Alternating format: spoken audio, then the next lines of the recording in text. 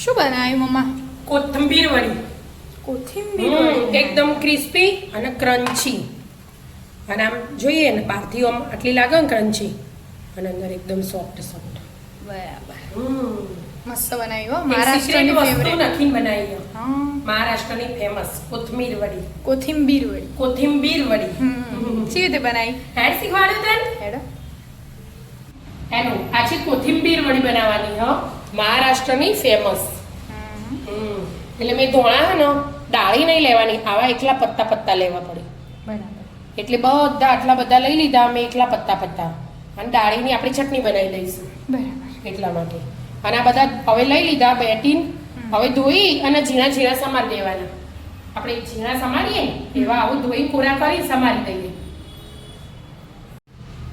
સમારી દીધા? હવે એકદમ મસ્ત ઝીણી ઝીણી કોથમીર સમારી દીધી. બરાબર.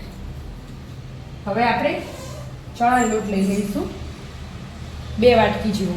250 જેવી કોથમીર હશે. આ પત્તા આપણે ગણીએ ને હા. તો 250-300 ગ્રામ જેવા થયા હશે. છે તે મોટી ભારી લાયા હતા ને નાના એટલે 2 વાટકી ચણાનો લોટ લીધો આપણે. અને એમાં 3 ચમચી જેવો ચોખાનો લોટ હોય તો ચોખાનો લોટ એડ કરવાનો, અને ના હોય તો ઝીણી સોજી આવે ને એ એડ કરી દેવાની. 1 2 અને 3 ચમચી એડ કરી દીધું. હવે મીઠું એડ કરી દેવાનું સ્વાદ પ્રમાણે. થોડો કલર મસ્ત આવે ને એના માટે થોડી હળદર.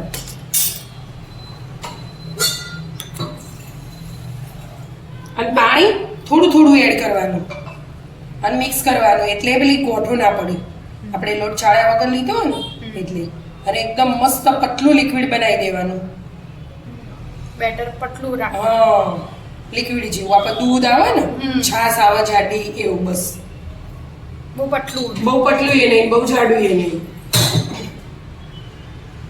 બનાવી દો. હા મસ્ત બેટર બની ગયું. જો 3 વાટકી પાણી લીધું મેં. 3 વાટકી. આપણે જે વાટકી ચણાનો લોટ લીધો હતો લીધો તો એ છે. એનાથી વધારે પણ ઓછું ના હોય. આમ તો આપણે 2 વાટકી લીધું, 4 વાટકી એ લેવાય. પણ એટલું થઈ ગયું. મેં આશરે થોડું પહેલા એમ જ એડ કર્યું હતું ને એટલે. બરાબર. અને 2 ડોકલી તેલ લીધું નાની. અને આદુ નહીં, લસણ, મરચાં અને જીરું 3 ને અધકચરું ખોડી દીધું. આપણે જીરાનો વઘાર કરીશું. તેલ ગરમ નહીં થયું છે, થઈ ગયું. તેલ ગરમ થઈ ગયું.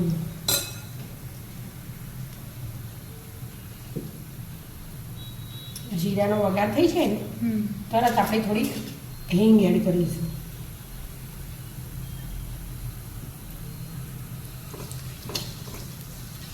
ફૂટવા દો જીરા.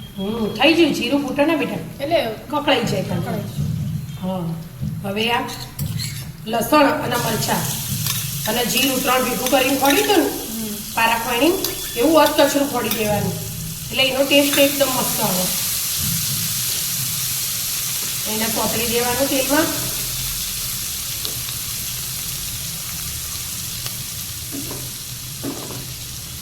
હવે આપણે થોડા મસાલા કરીશું એમાં.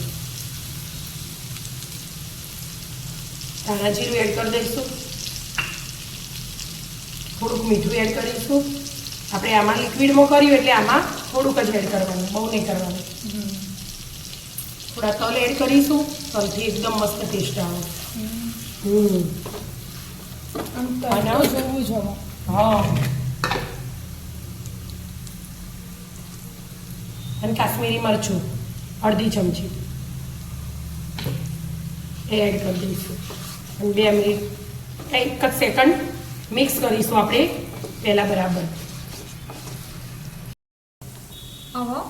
હવે સિંગ દાણા અને મેં શેકી લીધા હતા અને એનો એ અધકચરો ભૂકો કરી દીધો. શેકીને હા, 1/2 વાટકી જેવા આવે એ અધકચરા હોય ને એનો સ્વાદ મસ્ત આવે. એમ આપણે શેકીને લેવાના, એમને નહીં લેવાના. જો તેલ ગાયબ થઈ છે ને હવે આપણે એમાં ધાણા એડ કરીશું.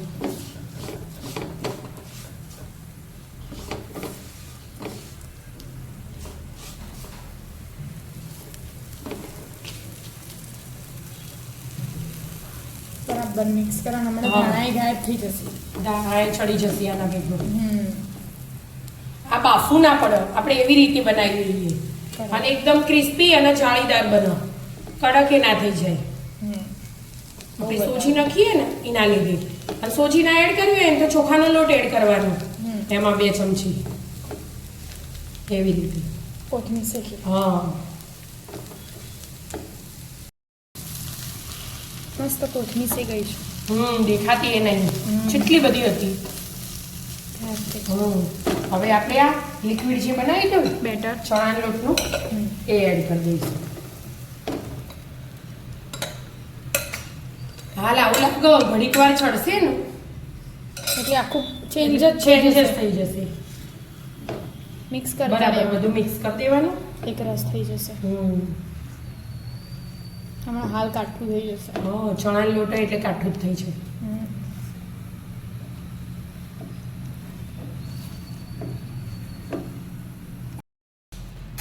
મસ્ત મિક્સ થઈ ગયું કે ખાસે ટાઈમ થયો 5-7 મિનિટ જેવું તો થયું હા જશે એવું થયું મિક્સ કરે જ તારે આવી સપાટી છોડે ને હમ. એવું થઈ ગયું મિશ્રણ મસ્ત આ પરફેક્ટ થયો આને બાફવાની હવે જરૂર નહીં આપણે આ થાળી લઈ લીધી હો. એમાં મેં તેલ લગાવી દીધું આમ તેલ લગાવી અને થોડા તલ ભભરાઈ દેવાના એમાં જ થાળીમાં જ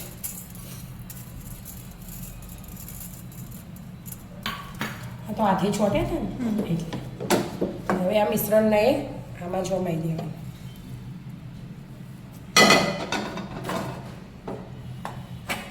મસ્ત એકદમ વાટકી લઈ અને આપણે સુખડીનું કરીએ ને સપાટી સીધી સપાટી કરી દેવાની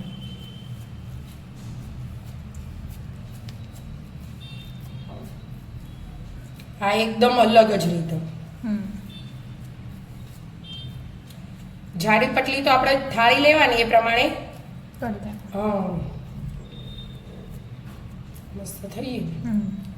થોડી ઠંડી થવા દેવાની બરાબર ઠંડી થવા દેવાની પીસ પડે ને ત્યાર છો બરાબર એકદમ મસ્ત રીતે થવા દેતા હમ થઈ છે ઠંડુ હા બેટા ઠંડુ થઈ ગયું મસ્ત પાડી દેવાની પડી જાય મમ્મી પડી જઈ હા જો મસ્ત મસ્ત થઈ થઈ જઈએ હમ. હવે આપણે એના પીસ પાડીશું આ બહુ નાની ના હોય બહુ મોટી ના હોય એવી રીતે પીસ પાડવાના મસ્ત હમ નાના નાના ચોરસ ચોરસ હા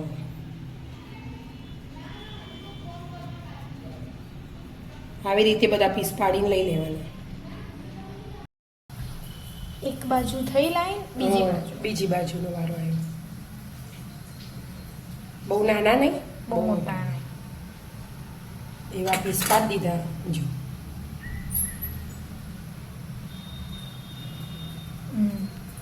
મસ્ત પડે હો પીસ તો આવા બધા પીસ પાડી દેવાના હમ. અને તેલ ગરમ કરી દેવાનું એકદમ ફૂલ ગેસે આમાં ધીમો ગેસ નહીં રાખવાનો જેને બાફેલી ખાવી હોય ને તો આવું એ ખાઈ શકો ઓવનમાં શેકીને ખાવું હોય તો એ ખવાય હમ. એવી રીતે તળેલું ના ખાવું હોય ને એના માટે એવી રીતે. બરાબર તેલ હા. ગરમ થઈ જશે ને એક બાજુ કટિંગ કરી કટિંગ કરી દઈએ આપણે મસ્ત બધા પીસ થઈ ગયા હા જો મસ્ત થઈ ગયા બધા પીસ તૈયાર તેલે ગરમ થઈ ગયું હશે બહુ વધારે તળવાનું ના હોય હા અંદરથી તો ચડેલું હોય ને હમ. એટલે વાર ના લાગે ખાલી બહાર એટલે ફૂલ ગેસે મૂકી દેવાનું ફટાફટ બધા પીસ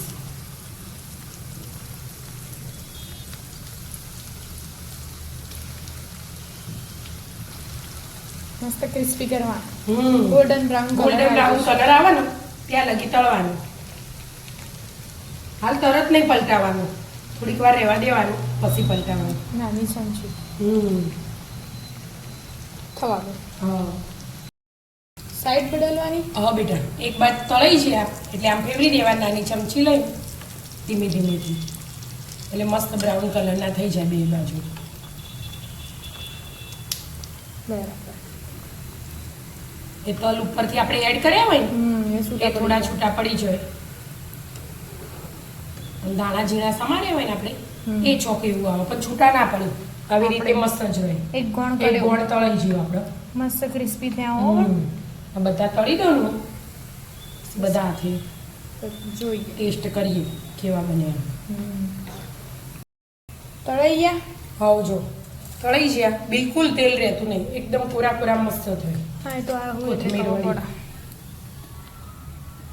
મસ્ત કોથમીર વડી બનીને તૈયાર થઈ જાય. ચટણી સાથે ખવાય, સો સાથે ખવાય, ચા સાથે ખવાય, હમ પણ એકદમ ક્રિસ્પી જ હોય. આમ પકડે ને તરત મસ્ત ક્રિસ્પી Crunch. અને સોફ્ટ. અને સ્વાદમાં એટલી મસ્ત. હમ તો આવી જાઓ મિત્રો, મસ્ત મજાની કોથમીર વડી ખાવા. કોથમીર વડી. કોથમીર વડી ખાવા. મિત્રો, અમારા વિડીયો ગમતા હોય તો લાઈક, શેર અને સબસ્ક્રાઇબ કરજો. ભૂલચૂક માફ કરજો. રાધે રાધે.